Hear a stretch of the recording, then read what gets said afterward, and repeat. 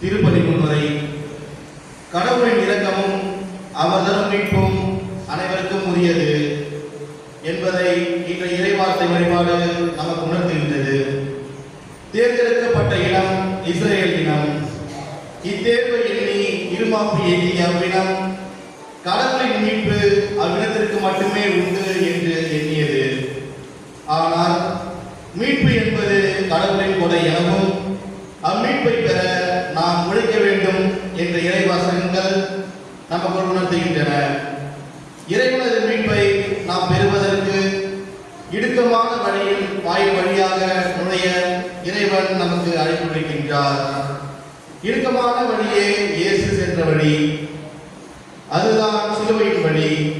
என்னை பின்பற்ற விரும்பும் எவரும் தன்னலம் திறந்து சிலுவையை தூக்கிக் கொண்டு என்னை பின்பற்றட்டும் என்கிறார் இயேசு.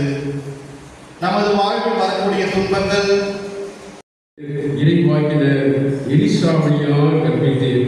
உமது படிப்பு பொருளாய் இந்த உப்பை வரிவிறக்கத்துடன் புனிதப்படுத்தி அருள தாழ்மையுடன் வேண்டுகின்றோம். ஆண்டவரே, உப்பு கலந்த இத்தண்ணீர் தெளிக்கப்படும் இடமெல்லாம் தீயோனின் தாக்குதல் அனைத்தும் தோல்வியுறச் செய்வீராக. உம் தூய ஆவியார் உடனிருந்து எங்களை இடையராது காத்தருள்வாராக. எங்கள் ஆண்டவராகிய கிறிஸ்து வழியாக உம்மை மன்றாடுகின்றோம்.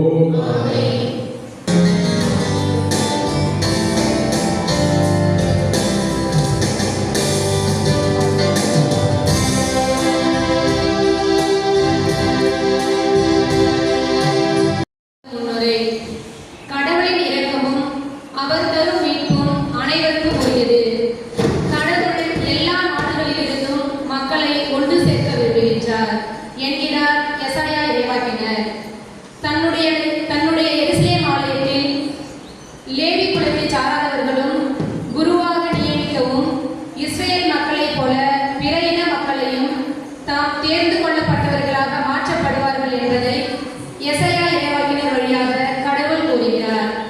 நமக்கு இறைவனது மீட்பு உண்டு என்று நம்பிக்கையோடு இவ்வாசகத்திற்கு செவிமடுப்போம். முதல் வாசகம். உங்கள் உறவின் முறையாரை அழைத்து மக்கள் இனத்தாரிடையே இருந்து என் திருமலைக்கு அழைத்து வாருங்கள். இறைவாக்கினர் எசாயாவில் இருந்து வாசகம். பக்குவத்துடனே நாம் துன்பங்களை அணுக வேண்டும் என்பதை புனித பவுலடிகளார் இன்றைய இரண்டாம் வாசகத்தில் சுட்டிக்காட்டுகிறார். துன்பங்கள் வழியாக இறைவன் நம்மை கண்டித்து திருத்துபவராகவும் அதை வேண்டாம் என்று தள்ளிவிடக் கூடாது என்றும் புனித பவுல் கூறுகிறார். எனவே வாழ்க்கையில் உண்டாகும் துன்பங்கள் மூலம் நாம் நற்பயிற்சி பெற்று விசுவாசத்தில் உறுதி பெற அருள் வேண்டி இவ்வாசகத்திற்கு செவிமடுப்போம்.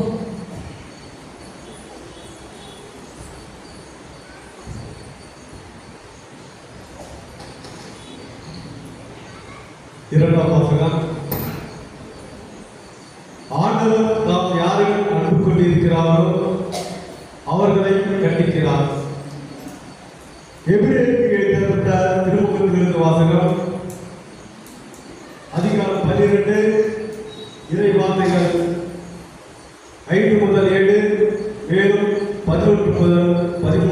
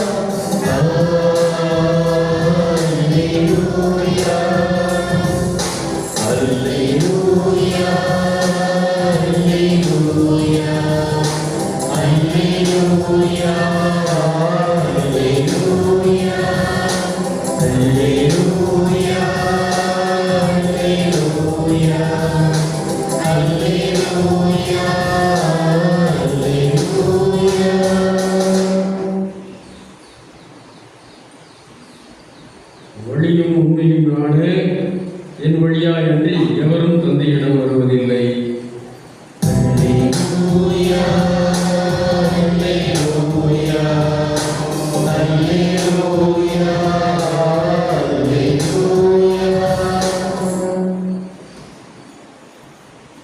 ஆண்டவர்களோடு இருப்பாராக.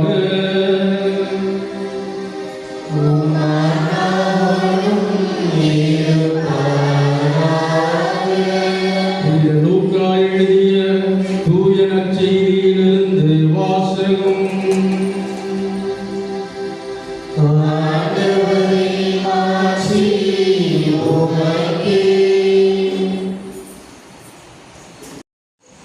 வெளியே வருகிற பொழுது பிறக்கிற பொழுது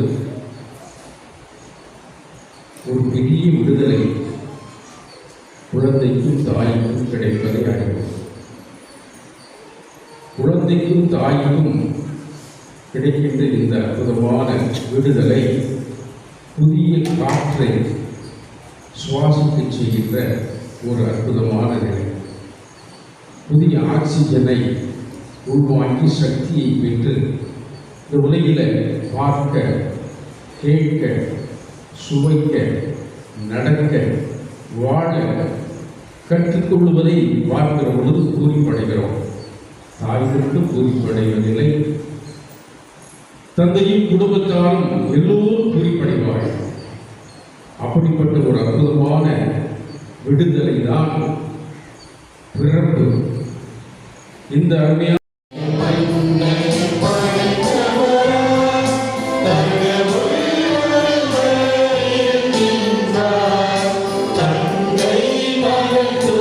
நம்ம பங்கிலை கொண்டாடி கொண்டிருக்கிறோம்.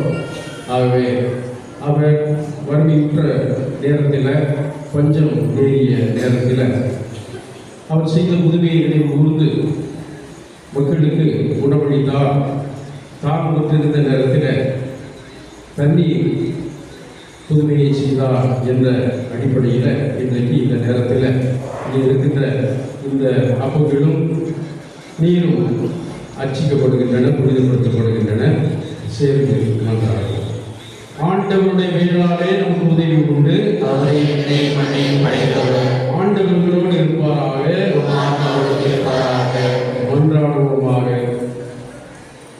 அனைத்தையும் படைத்து பாதுகாப்பவரான இறைவா, மனிதனின் உடல் வளமைக்காக நீர் உண்டாக்கிய உணவை, நீரை ஆசீர்வதித்தருளும்.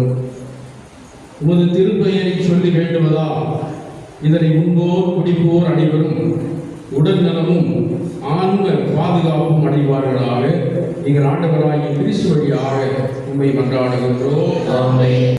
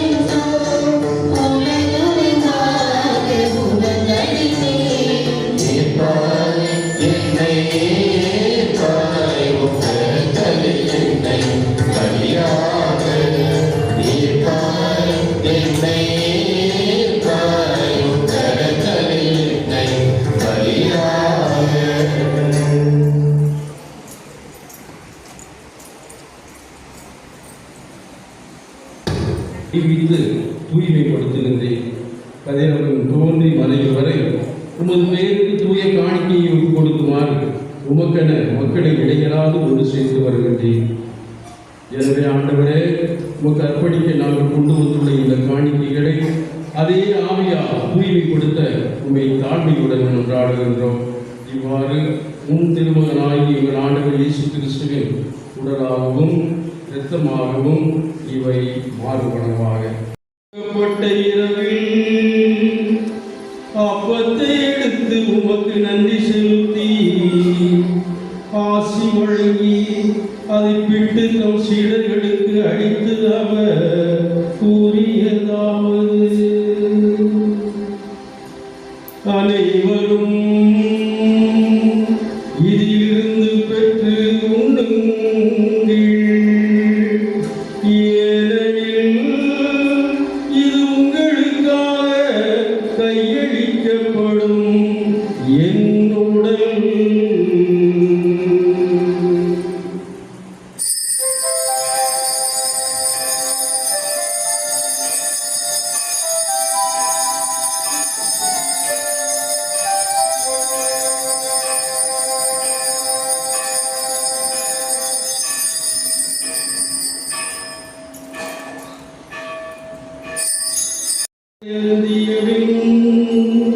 கிண்ணத்தையும் எடுத்து உமக்கு நன்றி செலுத்தி ஆசி வழங்கி அதை தம் சீடர்களுக்கு அளித்து அவர் கூறியதாவது: அனைவரும் இதிலிருந்து பெற்று பருகுங்கள், ஏனெனில் இது புதிய நிலையான உடன்படிக்கைக்குரிய என் இரத்தத்தின் கிண்ணம். இது பாவ மன்னிப்புக்கென்று உங்களுக்காகவும் பலருக்காகவும் சிந்தப்படும். இதை என் நினைவாக செய்யுங்கள்.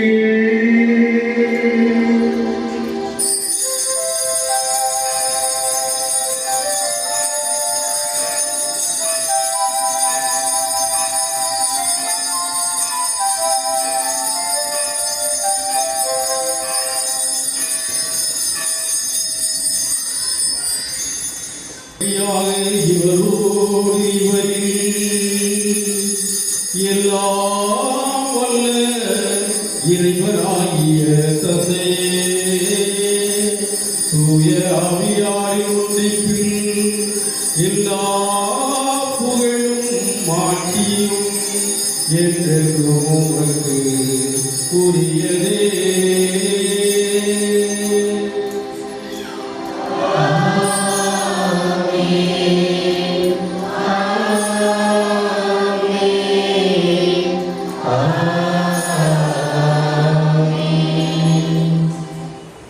துணிந்து மன்றாடுவோம்.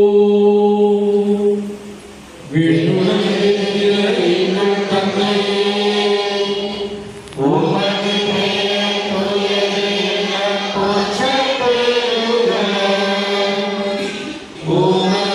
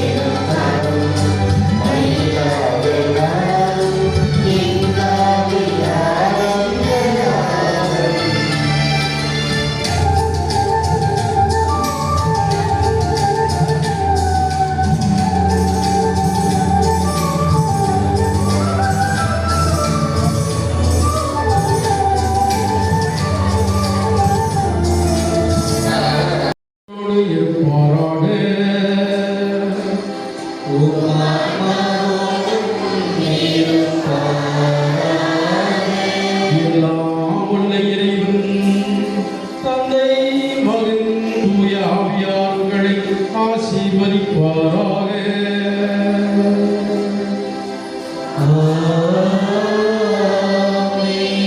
சென்று வாழுங்கள், திருப்பலி நிறைவுற்றது. இறைவனுக்கு